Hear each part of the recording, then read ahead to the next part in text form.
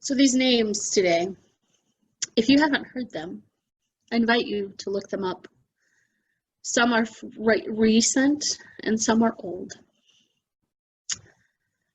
But the names I want to remember today,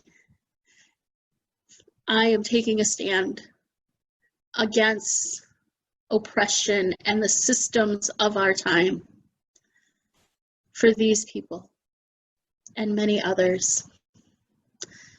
Eric Gardner, George Floyd, Trayvon Martin, Tamar Rice, Sandra Bland, Emmanuel 9, the 9 that lost their lives 5 years ago, today, June 17th, when a white Lutheran boy, teenage young adult, went into a Bible study and killed a group full of our brothers and sisters whose difference was their skin color. That is wrong. Reverend Clementa, Cynthia Graham Hurd, Susan Jackson, Ethel Lee Lance, DePayne Middleton Doctor, Tywanza Sanders, Reverend Daniel Simons, Sharonda Coleman Singleton, Myra Thompson. All of those people have a story. All of those people their lives have been ended because of oppression and systems that we have been okay with for far too long.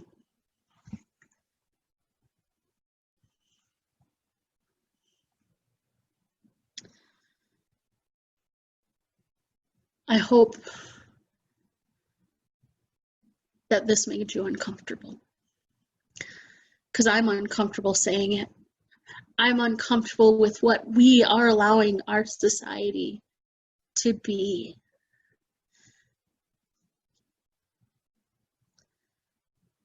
And as a Christian, as a follower of Jesus, as a disciple, if you're not willing to take a stand for your neighbor, then you may be following a different Jesus than I am.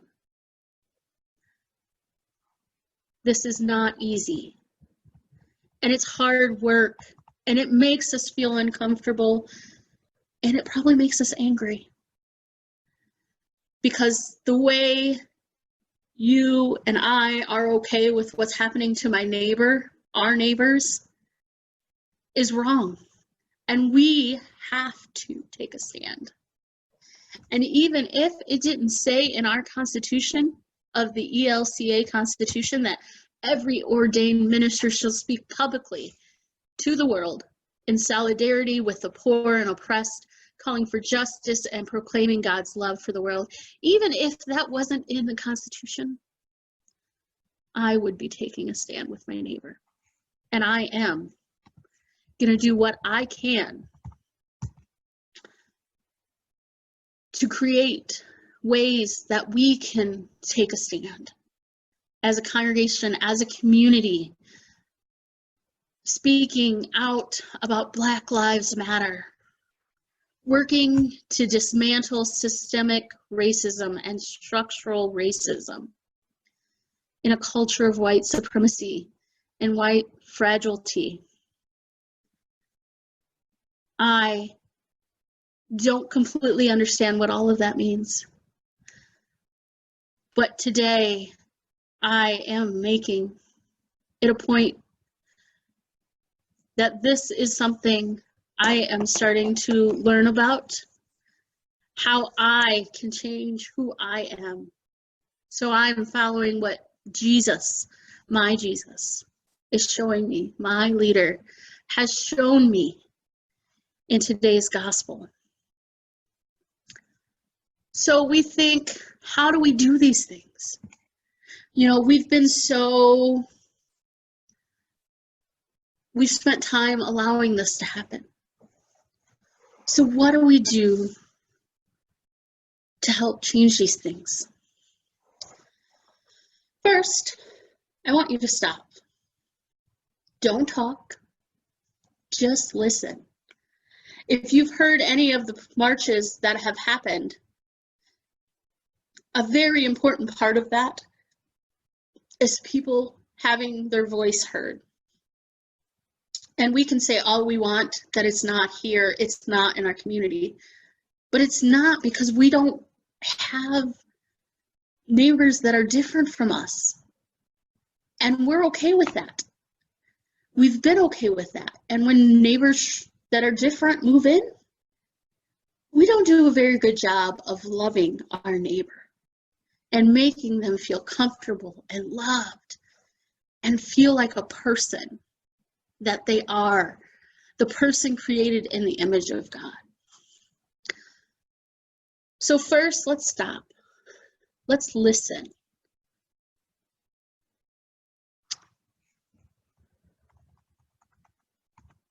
God calls us to love our neighbor.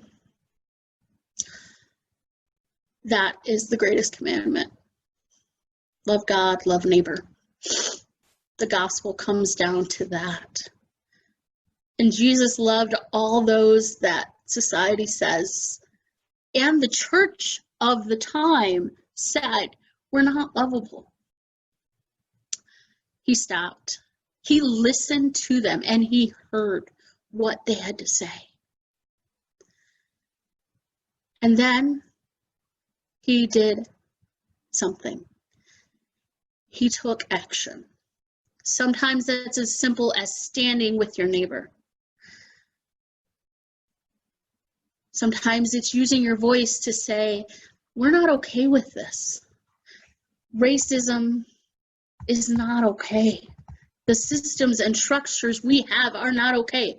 Let's change them.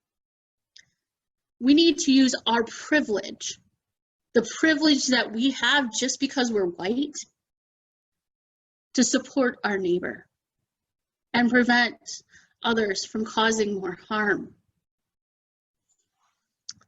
God has led us through a difficult time and to this time. God invites us to take up this cross. But even when Jesus went to the cross, it didn't keep God down. Jesus rose again, and God is with us. That wasn't the end of our story, the story of our leader. And while that is an important part of our story here and now about how we can take a stand and let our privilege get in the way of helping, allowing our privilege to do good and not harm. I think this time away from our worship space has given us an opportunity to consider what it means to be a disciple, what it means to love and care for our neighbor, and not be okay with the status quo, not be okay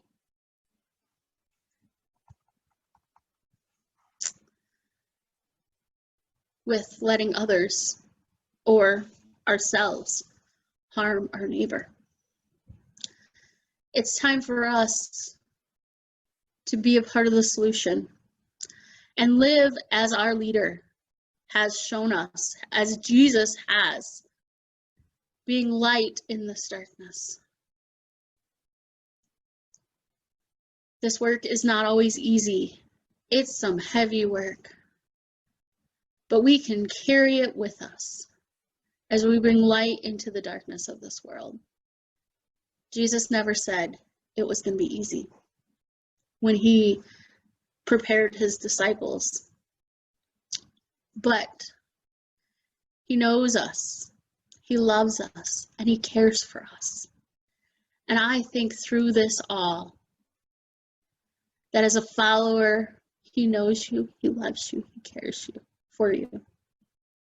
Cling to that as we learn how to be a follower of Christ, how to be a child of God, that you have been claimed and beloved child of God that you are.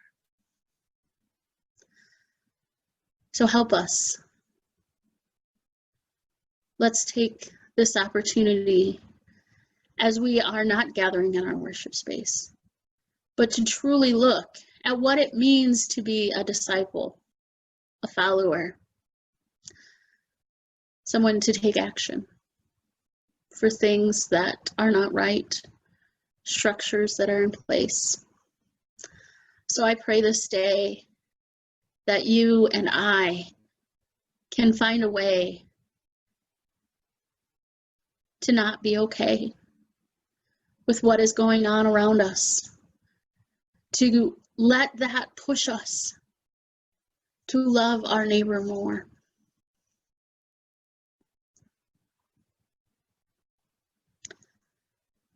I invite you to join us in singing our hymn of the day, Born and Cry.